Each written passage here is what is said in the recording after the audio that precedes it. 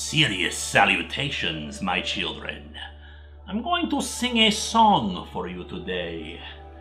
This is a song of madness. It is a very surrealistic book with equally deranged artwork to give a sample of the twisted minds that inhabit Arkham Asylum.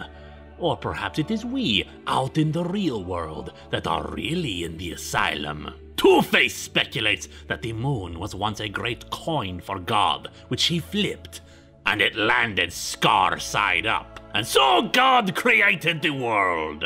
As for the plot, somehow all of the inmates at Arkham have taken over the madhouse, made many random and bizarre demands, but the last one is for Batman to come and be with them. It is a prospect that Batman himself admits he fears, for what if he is just as mad as the criminals he fights? After all, he does dress up like a giant bat and all. The hostages are all released upon Batman's entry, save for two remaining ones whom stay behind of their own choice.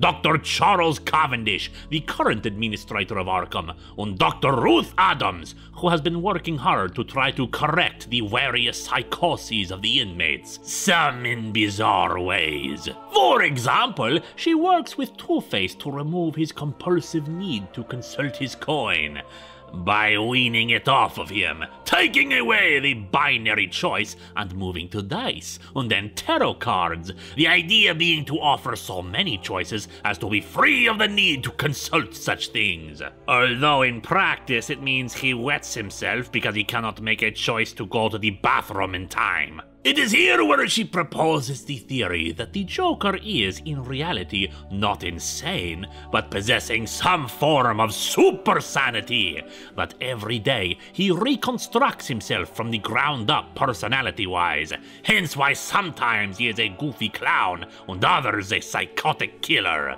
He sees the world as abstract chaos and thus tries to make sense of it the only way he can. Throughout the story, we also read up on the journal of Amadeus Arkham, the man who originally created the asylum, and eventually became one of its patients. The creation was inspired by his mother, who herself was mad, haunted by a dark shape in the form of a bat that tormented her night and day. Over time, Arkham became a celebrated expert in psychology, until one of his psychotic patients escaped, chopped up Arkham's wife, and raped and decapitated his daughter.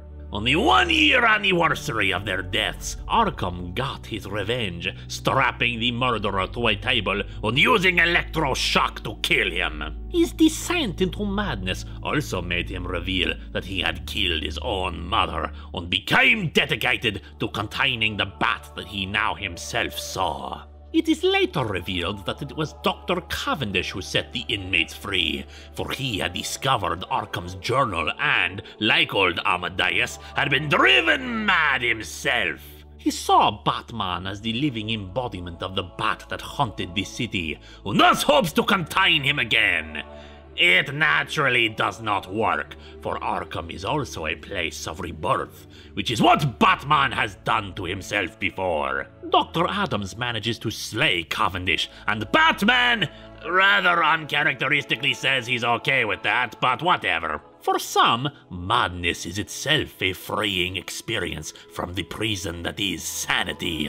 After all, the virtue of madness is that it is a country that knows no law nor any boundary. But in the end, Batman is not insane. Damaged, perhaps, but his will is his own, and while there is method in madness, rationality is what it is in itself. Like the poem that the story's name is taken from, a serious house on serious earth states that it is good to have a place where rational discussion is held, even if the place itself is deemed one of madness.